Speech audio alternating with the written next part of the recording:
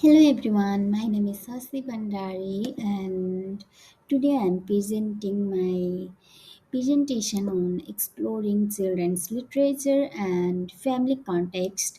The two books I selected are I'm Australian Too and Whoever You Are by Mae Fox. I choose these books because they help young children learn about belonging, diversity, fairness, identity, and inclusion in a simple and meaningful ways. Children's literature is important in early childhood because stories help children understand themselves, their families, other people, and the wider community. And in this presentation, I'll analyze the key messages and dominant discourse in both books. I'll also explain how these books can be used in early childhood settings through learning experiences. I'll discuss contemporary family contexts such as cultural diversity, refugee experiences, economic hardship, housing insecurity, social isolation, mental health, and disability. Finally, I'll reflect on how literature can support empathy and inclusion among young children. And children books are powerful teaching tools. They support children's social, emotional, and moral development through stories. Children can learn kindness, fairness, empathy, and respect, and this links with earlier learning frameworks.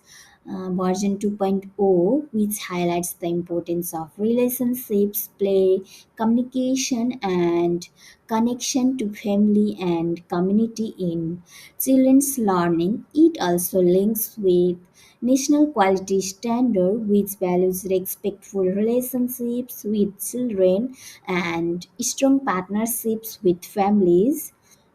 And the first book is I'm Australian Too.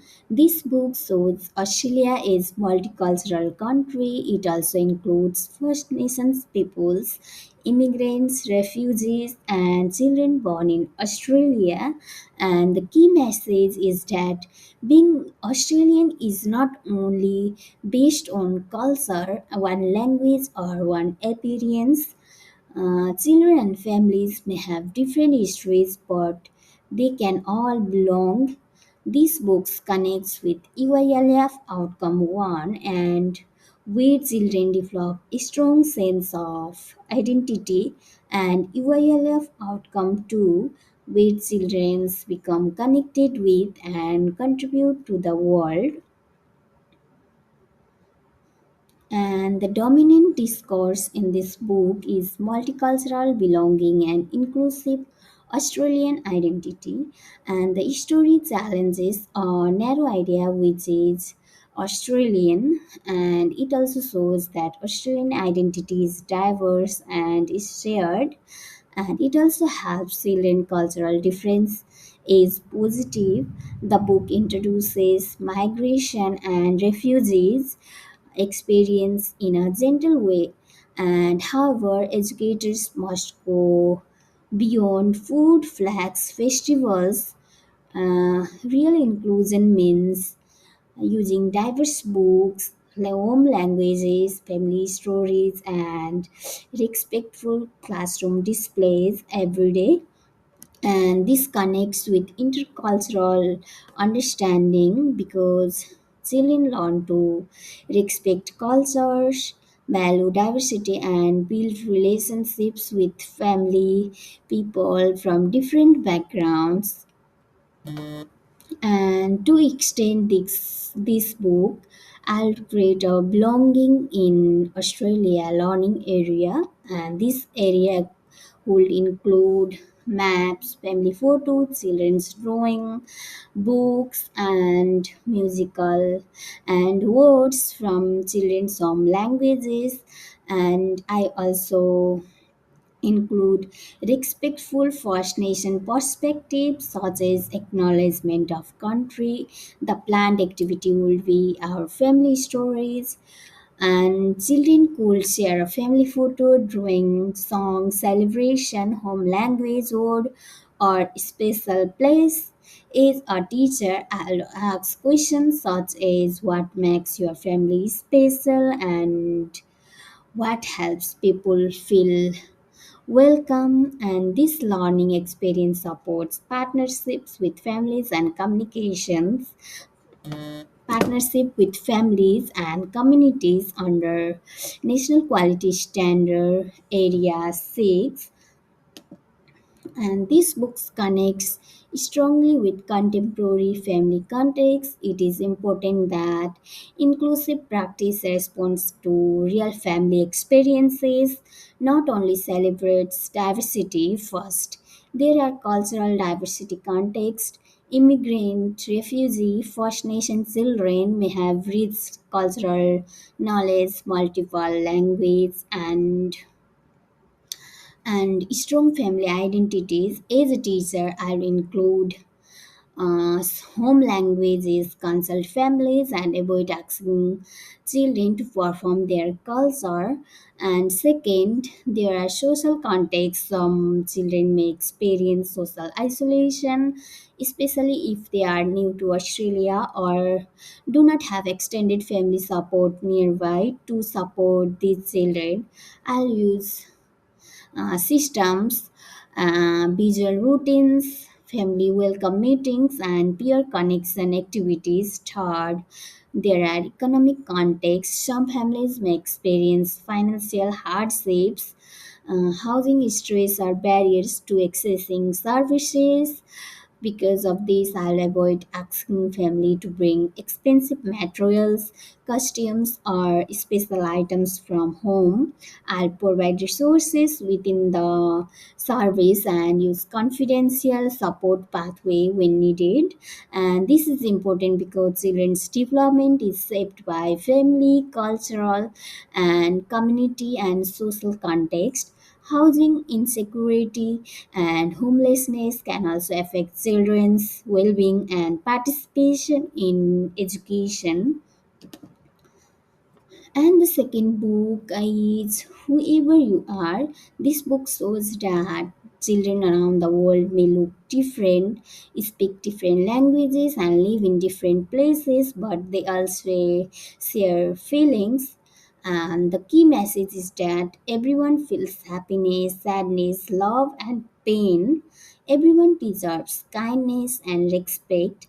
And the book also teaches that being different doesn't mean someone cannot belong. And this connects with EYLF outcome 1 and 2, where children develop a strong sense of identity and learn to respond to diversity.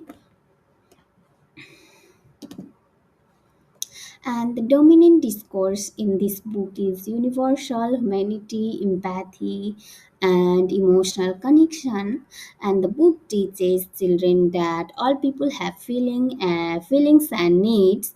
It encourages kindness, care, and respect for others. However, teachers also need to think critically, saying we are all the same inside is positive, but we should not ignore real human inequalities such as poverty, racism, disability, mental illness, or exclusion.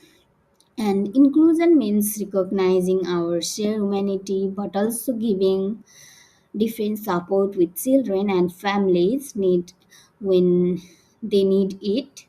And this connects with a national quality standard quality area 5, which focuses on respectful and responsive relationship with children. And to extend this book, I'll create emotions and empathy space. This space will include emotion cards, mirrors, puppets, dolls, family photos, sensory calming tools, and books about feelings and kindness. And the learning experience will be feelings across the world. Children will choose an emotion card, talk about a feeling, draw a feeling face, use puppets to help a friend, or create a kindness wall. As a teacher, I'll model empathy by saying, I can see your friend is upset. What would we do to help? We support emotional language and caring relationship. This link with BU framework with support mentally healthy learning communities through well-being, positive relationship, and responsive practice. And whoever you are can support children from different family contexts, especially families experiencing health and well-being challenges, economic hardship, disability, or communication differences. Some children may have parents experiencing mental illness, disability, substance use of stress, and for children affected by poverty, housing insecurity, or homelessness, I'll avoid bring from home activities because not all families may have the same resources. I will provide materials in the classroom and keep communication with families private and respectful. And for children with disability or communication differences, I will offer many ways to participate. Children may communicate through speech gestures, visuals, Auslan, or some other languages. Therefore, I'll use virtual support gestures, drawing puppets, um, so that they can join in. And this inclusive approach connects with well-being and family support ideas from AISW, Beyond Blue, BU, and Grace ETAL, and BU.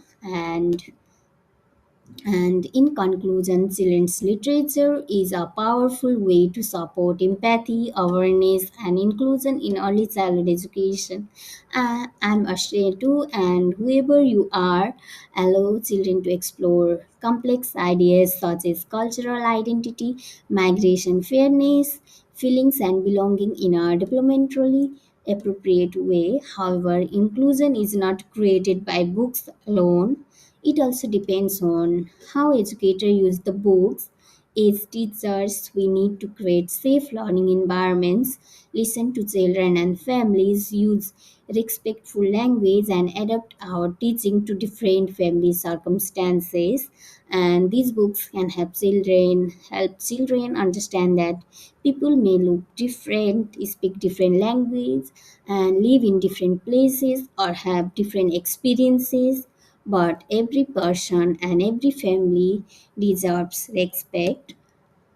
And through intentional storytelling and planned learning experiences, children can learn that everyone has feeling, strengths, and the right to belong.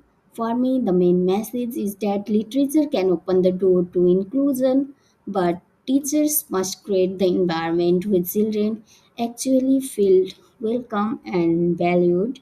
Age inclusive early childhood approach reflects earlier learning framework version 2.0 principles such as belonging, respect for diversity, equality, and partnership with families, and high expectations for all children.